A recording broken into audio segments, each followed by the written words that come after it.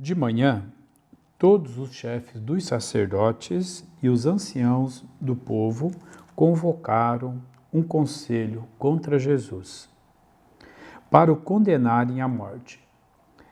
Eles o amarraram e o levaram e o entregaram a Pilatos, o governador. Então Judas, o traidor, ao ver que Jesus fora condenado, sentiu remorso e foi devolver as 30 moedas de prata aos chefes dos sacerdotes e anciãos, dizendo: pequei entregando à morte sangue inocente. Eles responderam: e o que temos nós com isso? O problema é seu. Judas jogou as moedas no santuário e saiu, e enforcou-se. Recolhendo as moedas, os chefes dos sacerdotes disseram: é contra a lei colocá-las no tesouro do templo, que é preço de sangue.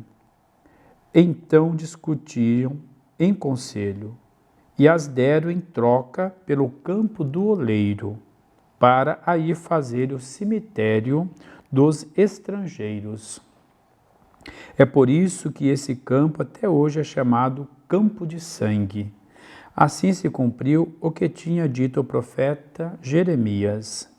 Eles pegaram as 30 moedas de prata, preço com que os israelitas o avaliaram, e as deram em troca pelo campo do oleiro, conforme o Senhor me ordenou.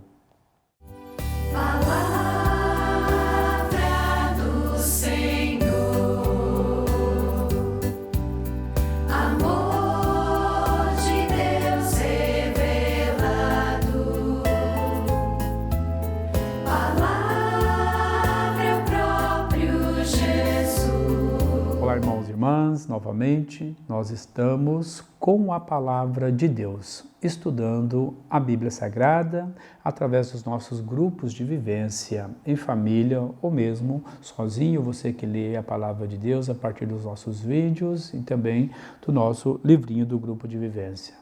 Através do grupo de vivência, nós começamos então esse estudo bíblico do Antigo Testamento e vamos encerrar com o Apocalipse. O último encontro será sobre o Apocalipse.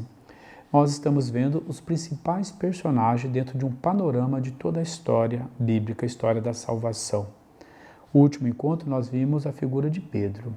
Hoje, no 25º encontro, nós vamos ver a figura de Judas Iscariotes, o traidor. E o nosso tema, então, a infelicidade de quem não crê no perdão de Deus.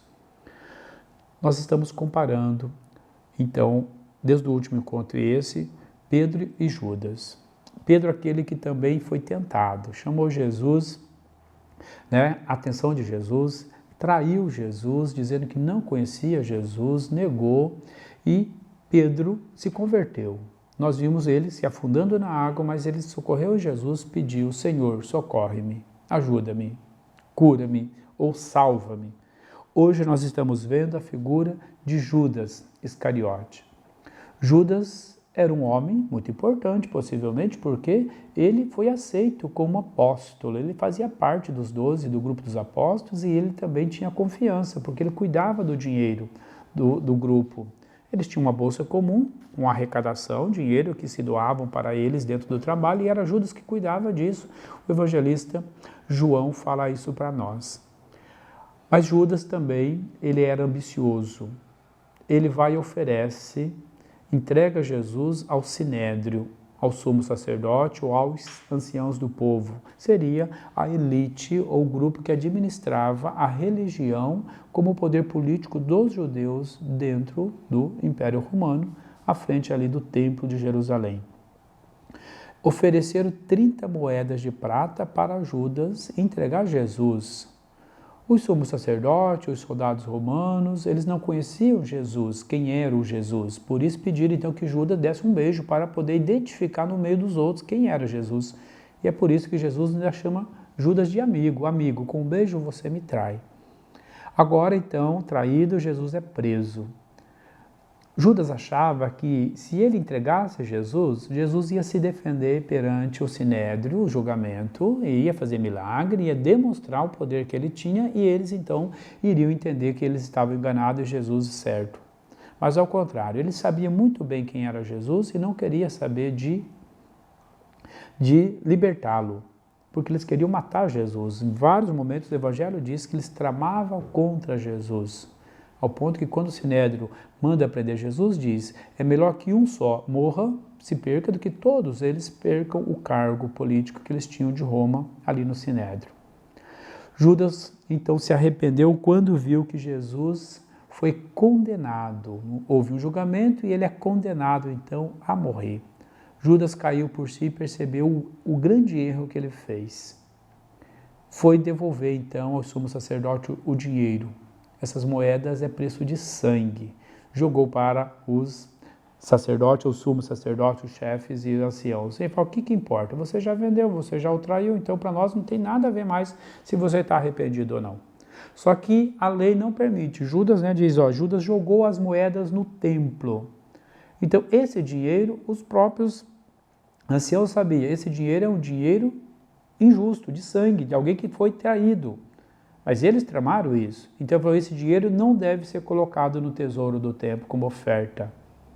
Então, ele tem que ser comercializado. Então, compraram um terreno chamado depois Campo de Sangue, porque ali era onde ia ser sepultado os estrangeiros, as pessoas pagãs que eles consideravam como um cemitério.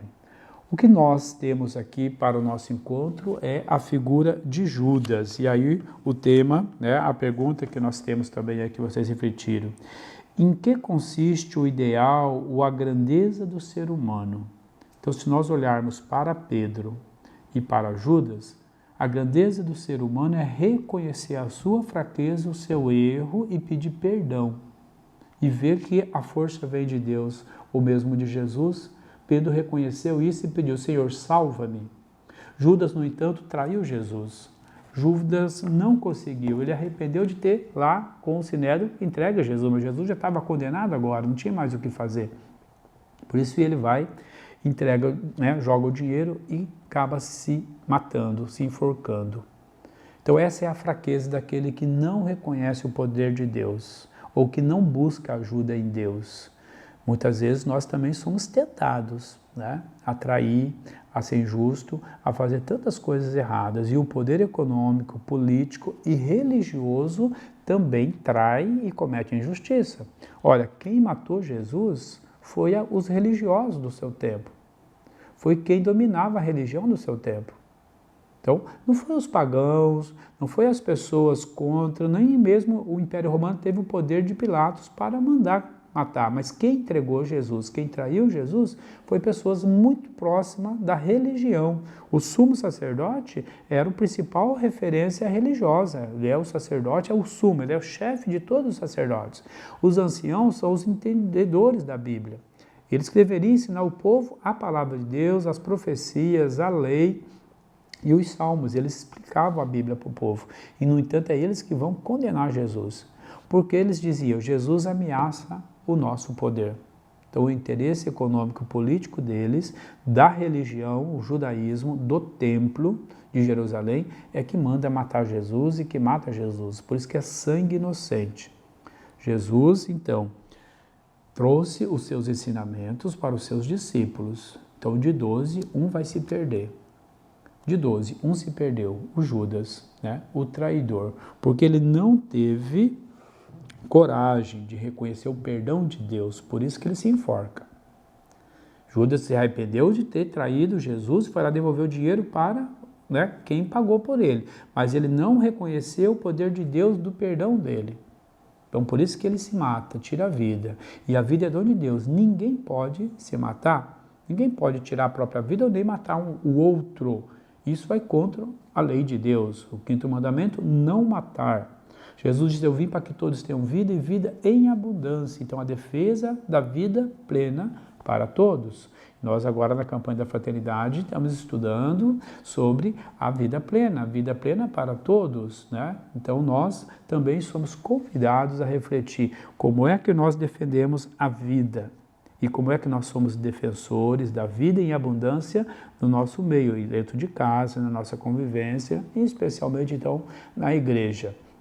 Nós temos que ser seguidores e defensores da vida plena para todos e não entrar no desespero, achar que nós não temos mais perdão de um erro, de uma falha que fizemos, ao ponto que alguns, diante disso, acabam tirando a própria vida, que não é a saída, não vai resolver o seu problema, vai trazer muitos mais problemas para a família toda, e aí fica a memória dessa pessoa como alguém que não reconheceu a misericórdia de Deus, alguém que viveu numa angústia, plenamente de viver a infelicidade. Claro que nós acreditamos na justiça de Deus, na misericórdia de Deus e rezamos para todos aqueles que já morreram ou que também morrem cometido de tantas injustiças, de tanta opressão, até mesmo quem tira a própria vida.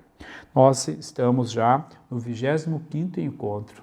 Temos mais 3 encontros nesse último livro que nós temos, de estudo bíblico. Então, convido vocês a estar refletindo, lendo, rezando em comunidade, no grupo de vivência. Então aí, compartilhe esse vídeo, comente, dê um ok. Quem ainda não se inscreveu no canal, se inscreva, você vai ter notificação aí de receber sempre os vídeos que é postado aqui em nosso canal, o canal DATV, o canal da Diocese de Apucarana. Deus nos abençoe, bons trabalhos nos grupos de vivência de vocês, até o nosso próximo encontro.